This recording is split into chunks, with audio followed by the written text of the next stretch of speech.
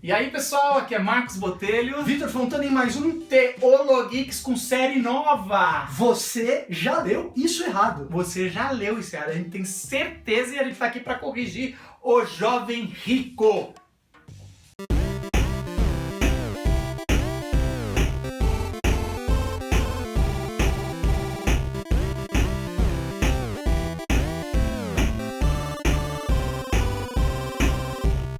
Seu Fontana, um dos maiores encontros de Jesus é narrado com o jovem rico. Você lembra do jovem rico? Se você não lembra, tá em Mateus 19 ou em Lucas 18. Lucas 18. E Lucas 18 vai trazer sobre Jesus que está andando e vem um rico, se prostra para Jesus e fala: Jesus, o que eu faço para herdar a vida eterna? Né? Como se herança tivesse que ter mérito e não por ser filho, mas tudo bem, a gente conversa isso depois.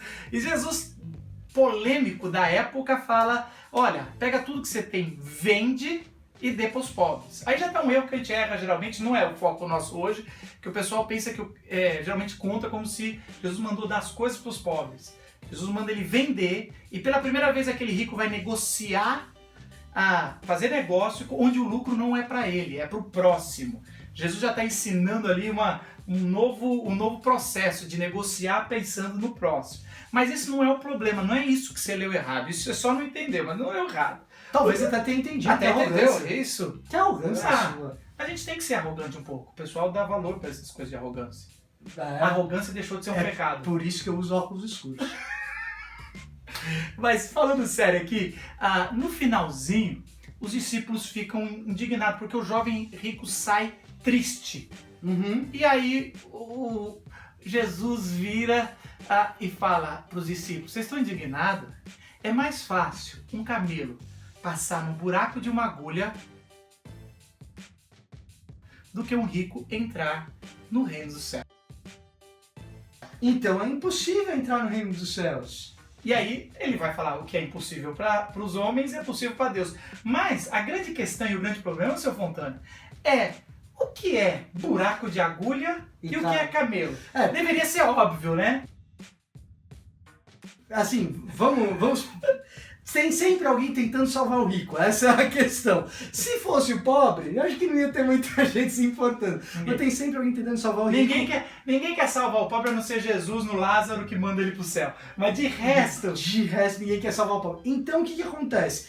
Para salvar o rico, ou você precisa alargar o buraco da agulha, ou diminuir o tamanho do camelo. Para poder a coisa, né, passar. E aí vem primeiro um boato que não tem base nenhuma histórica com textos e com nada, que é: o buraco de uma agulha era uma fresta grande ou pequena que tinha nas muralhas antigas. Quando a gente vai fazer uma afirmação desse tipo, a gente tem que ter algum tipo de embasamento documental disso. Ninguém tem. E você olha nos comentários técnicos, essa história ela nem é mencionada. Nem é mencionada. Os comentaristas técnicos, eles nem sugerem isso daí, eles não tratam disso. Porque você, para afirmar isso, você precisa ter uma fresta e alguma referência sobre isso. Olha, isso é um camelo. Né?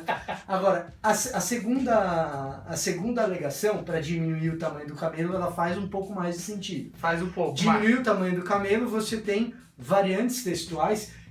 Botelho, variantes textuais a gente já falou aqui no Teologeeks. O que acontece?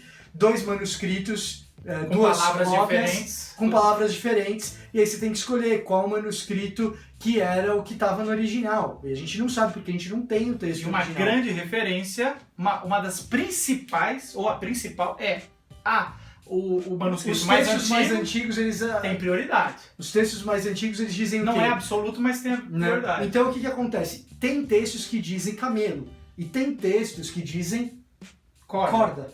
E a corda no buraco da agulha parece que faz algum sentido. E as palavras são parecidas no original. O que acontece? Quando você compara os textos mais antigos apontam para camelo e não para corda. E não é por acaso. O copista fez uma adaptação que não deveria fazer. Talvez o copista tenha tentado colocar o rico no céu. Talvez. A gente não sabe, mas talvez tenha sido isso. Agora, o tradutor não escolhe a palavra camelo por acaso. O tradutor escolheu botar a palavra camelo porque os melhores textos apontam para a palavra camelo. Então, Bom, se não dá para alargar o buraco da agulha, nem para diminuir o tamanho do camelo...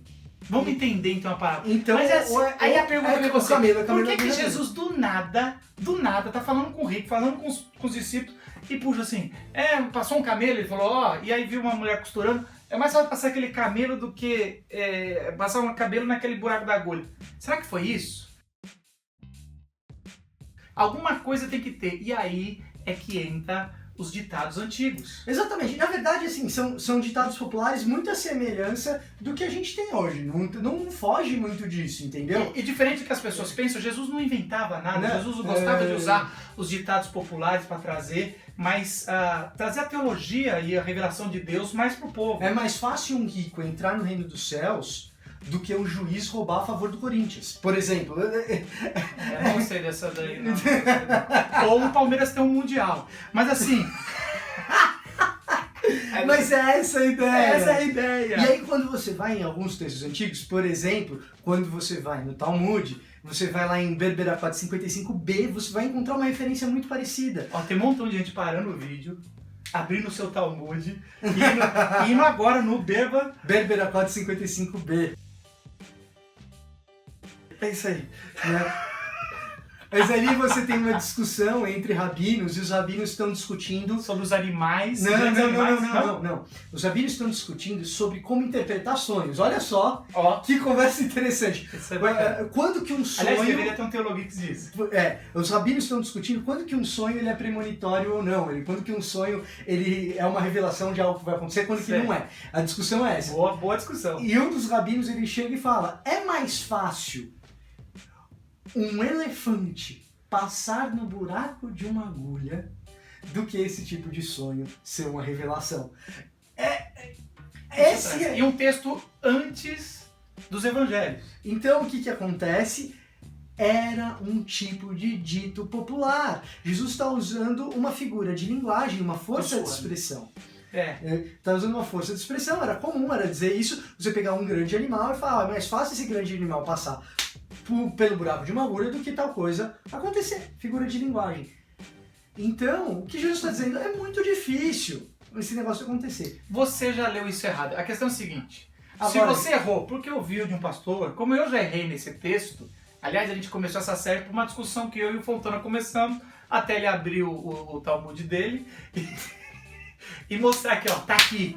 Eu acredito na inspiração do Talmud. Eu tava assim, como um bom rabino. Mas às vezes você errou por ignorância, mas assim, a gente não pode começar a ouvir boatos de interpretação, principalmente boatos que favorecem a classe dominadora que quer ser favorecida. Nossa, que marxista que você tá hoje. Não, mas o texto é forte. Mortadela!